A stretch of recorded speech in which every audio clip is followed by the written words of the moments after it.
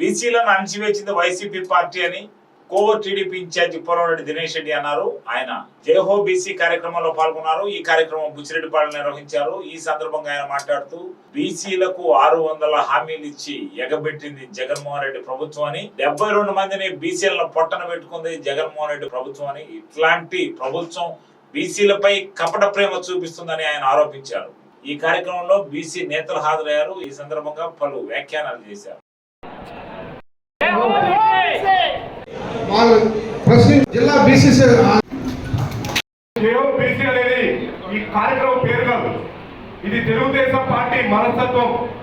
మొట్టమొదటిసారిగా నందమూరి తారక రామారావు గారు పార్టీని పెట్టినప్పటి నుంచి కూడా బీసీ కులాలకి, బీసీ వర్గాలకి మంచి స్థానం కల్పించాలి, వాళ్ళందరినీ ఆర్థికంగా, సామాజికంగా, రాజకీయంగా ముందుకు తీసుకెళ్లాలనే ఒక స్వభావంతో తెలుగుదేశం పార్టీ నడిచింది, నడుస్తుంది, నడవబోతుంది. మనం చూస్తున్నాం వైఎస్ఆర్సీపీ పార్టీని, అలాగే తెలుగుదేశం పార్టీని మీరందరూ కంపేర్ చేసి చూడండి. ఇవాళ తెలుగుదేశం పార్టీలో బీసీలకు కల్పిస్తున్న స్థానం మీరు ఒకసారి చూడండి. రాష్ట్ర అధ్యక్షుడు ఒక బీసీ కులానికి సంబంధించిన వ్యక్తి, అలానే ప్రముఖ మంత్రులు గతంలో ఉన్న మాజీ మంత్రులు ఎవరైతే ఉన్నారో కొల్లు రవీంద్ర గారు కానివ్వండి, అలానే అయ్యన్న పాత్రుడు గారు కానివ్వండి, అలానే ఇవాళ మన జిల్లాలో రవిచంద్ర యాదవ్ గారు కానివ్వండి, అలానే ఇంతకుముందు మన ఎంతోమంది ఉన్నత స్థానాల్లో ఎన్నో నామినేటెడ్ పోస్టులు తెలుగుదేశం పార్టీ అధికారంలో ఉన్నప్పుడు ఉన్నారు. అలానే ఇవాళ వైఎస్ఆర్సీపీ పార్టీని మనం చూస్తున్నాం, అక్కడ అన్ని నామినేటెడ్ పోస్టులు. తర్వాత నారా చంద్రబాబు గారు అధికారం చేపట్టిన తర్వాత 24% ఉన్న రిజర్వేషన్ ని 34% పెంచారు. జగన్మోహన్ రెడ్డి గారు వచ్చిన తర్వాత ఇతర కులాలకి రావట్లేదు, బీసీలకి అన్ని కూడా రాజ్యాధికారం వస్తుందని చెప్పి ఒక దురుద్దేశపూర్వకంగా 10% రిజర్వేషన్ తగ్గించి తద్వారా స్థానిక సంస్థల్లో 16,800 బీసీలకి రావాల్సిన అవకాశాలని మనకు దూరం చేశారు. అలానే మన కార్పొరేషన్ నిధులు రాకుండా మనందరికీ కేంద్రము మనకి ఇచ్చిన 75,000 కోట్ల రూపాయల నిధుల్ని దుర్వినియోగం చేసి మనకు రాకుండా చేసి మనమందరం కూడా ఆర్థికంగా బలహీనపరిచేటట్లు చేశాడు జగన్మోహన్ రెడ్డి గారు వచ్చిన తర్వాత. ఎస్సీ సప్లా నిధులు, బీసీ సప్లా నిధులు, ఎస్టీ సప్లా నిధులు, మైనార్టీ కార్పొరేషన్ నిధులు ఏమయ్యాయి అని చెప్పి తెలుగుదేశం పార్టీ నిలదీస్తే వైఎస్ఆర్సీపీ పార్టీని వాళ్ళు చెప్తుంది ఏంటంటే, వైఎస్ఆర్సీపీ పార్టీ అన్ని వర్గాల, అలానే అన్ని పోర్ట్ఫోలియో మినిస్టర్ సజ్జల రామకృష్ణారెడ్డి గారు ముందుకు వచ్చాయని అంటాడు. బీసీలకి, ఎస్సీలకి, ఎస్టీలకి, అలానే మైనార్టీలకి కార్పొరేషన్ లోన్లు ఇస్తే వాళ్ళు దుర్వినియోగం చేస్తారు, వాళ్ళన్నీ సద్వినియోగం చేయకుండా వాళ్ళందరూ కూడా ఇవాళ అవన్నీ కూడా దుర్వినియోగం చేస్తారని చెప్పి ఇవాళ బీసీల, ఎస్సీల, ఎస్టీల, మైనార్టీల ఆత్మగౌరవాన్ని కించపరుస్తూ ఈ సజ్జల రామకృష్ణారెడ్డి గారు మాట్లాడారు. ఇవాళ మనందరం కూడా దీన్ని తిరిపి కొట్టాల్సిన అవసరం ఎంతగానో ఉంది. ఇవాళ మళ్ళీ కూడా మోసపూరిత కార్యక్రమాలు చేపట్టి బీసీ, ఎస్సీ, ఎస్టీ, మైనార్టీ, నా సామాజిక వర్గం వాళ్ళు, నేను వాళ్ళందరికీ అండగా ఉంటాను, నా బీసీ అంటున్నాడు, నా ఎస్సీ అంటున్నాడు, నా ఎస్టీ అంటున్నాడు, నా మైనార్టీ అంటూ ఒక బస్సు యాత్ర చేపట్టు మన బస్సు యాత్ర ఎక్కడ చూసినా కూడా ప్రజా ఆదరణ లేకుండా వాళ్ళందరూ కూడా దాన్ని తిప్పి కొడుతున్నారు. మన ప్రజలందరినీ నేను మీ అందరూ కూడా కోరుకుంటాను, ఇక్కడ ఉన్న సోదరి వాళ్ళందరూ కూడా కోరుకుంటాను, మీరందరూ కూడా అప్రమత్తంగా అవ్వాల్సిన అవసరం ఉంది.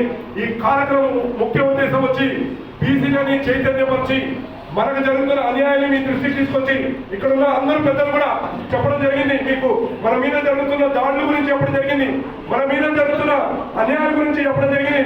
మీరు ఒకసారి ఆంధ్ర రాష్ట్రంలో చూస్తే దాదాపు 6,000 మంది బీసీల మీద అక్రమ కేసులు బనాయించడం జరిగింది ఈ ఆంధ్ర రాష్ట్రంలో వైఎస్ఆర్సీపీ అధికారంలో వచ్చిన తర్వాత.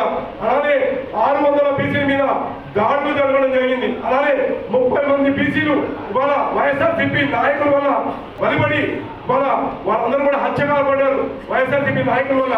ఇవన్నీ కూడా మనం ప్రజల్లోకి తీసుకెళ్లాల్సిన అవసరం ఉంది.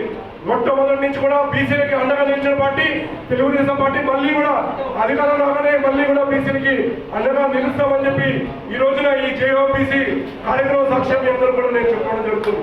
నేను కానీ నా కుటుంబ సభ్యులు కానీ 4 పర్యాలు బీజేపీలో కౌన్సిలర్గా కార్పొరేటర్ గెలిస్తే 3 పర్యాలు ఓసీగా డిక్లేర్ చేసిన వార్డులలో మేము గెలవడం జరిగింది.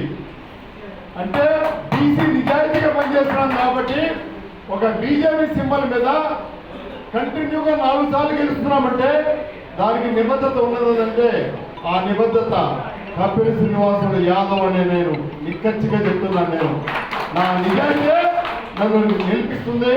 అదేవిధంగా ఈ 4 సంవత్సరాల 10 నెలల నుంచి కూడా నిరంతర పోరాటం చేస్తున్నాం. అక్కడ నెల్లూరు నగరంలో శ్రీ పొంగూరు నారాయణ గారిని అత్యధిక ఓటుతో గెలిపించుకోవడానికి ప్రయత్నం చేస్తాం. మిమ్మల్ని అందరినీ కూడా పర్సనల్గా కోరుకునేది ఏంటంటే మీ బంధు సర్కిల్ కానీ స్నేహితులు కానీ ఎవరున్నా వాళ్ళకి నెల్లూరు వాళ్ళకి ఫోన్ చేసి ఈసారికి నారాయణ సార్ని మనం గెలిపించాలని కోరుకుంటున్నాం.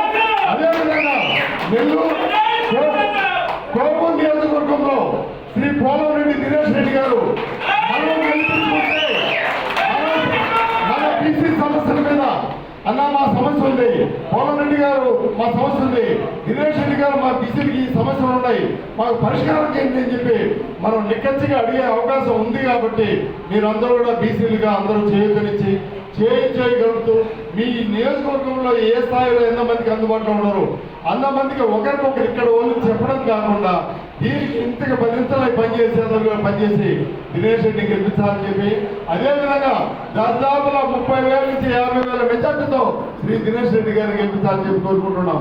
అదేవిధంగా నెల్లూరు నగరంలో మాకు సంబంధించి ఎక్కడున్నా కానీ ఏ సందర్భం వచ్చినా కానీ దినేష్ రెడ్డి గారి కోవూరు నియోజకవర్గంలో ఉన్నారు, వారు మంచివారు, వారికి మీరు ఓట్లు వేసి గెలిపించాలని చెప్పి మా స్థాయిలో మనకు అందుబాటులో ఉన్న చెప్పాలని తెలియజేస్తూ